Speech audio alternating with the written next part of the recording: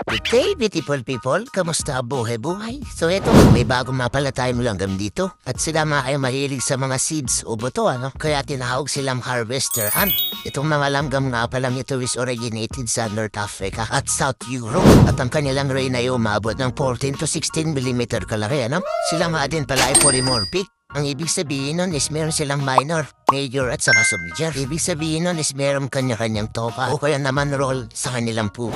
Ang mga minor ang tagakuha ng mga seeds at habang ang mga major naman ay tagahati o tagabasag ng mga seeds na hindi nila kayang gawin ng mga minor. Ang scientific name nga pala nila is Misor barbarus. Yun lang, paalam, bye-bye. Ayop lang.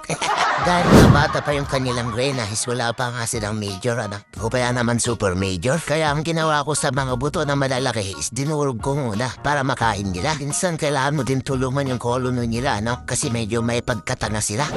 Fully clusteral din nga pala tong queen nila, Para lang din silang fire ants na kabilis dumami. Kaya nitong dumawot ng 10,000 sa isang queen lang. Pero syempre, bago umabang kwento natin, big shoutout nga pala sa tropa natin si Michael D. Sa kanya pala galing tong langgam na to na nag-nuptial flight sa bahay nila. Sana all my nuptial flight sa bahay. Balik tayo. Ito nga palang langgam na ito is pinaka-common sa ibang bansa. Ito yung parang pang-newbie nila, o pang-beginner. Dahil sila nga ay super hard sa change climate, is wala silang pare kung malamig gumainit, Pero syempre, i-maintain natin yung requirements na temperature nila, Which is 20 to 28 Celsius. At hindi rin pala sila masiyalan sa humidity.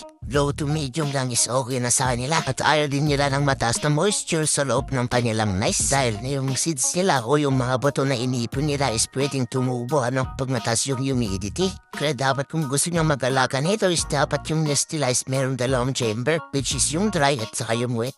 Damn, you're so wet.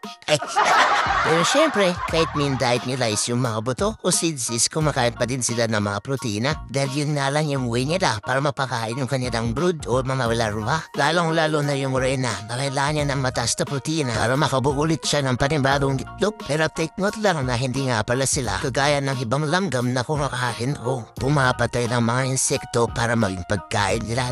Sila ay more on scavenger type na langgam. Ibig sabihin is kumakain na sila ng mga patayin, Pero minsan nagigihit receive din itong mga to, lalong-lalo na kung na-estorbo niya yung mga pugat nila. So yun naman I think yung kailangan natin para dito sa ating European harvester hunt. So paano guys, humahaba na naman yung kwento natin na walang kwenta. Sinayang ko na naman yung 3 minutong buhay nyo.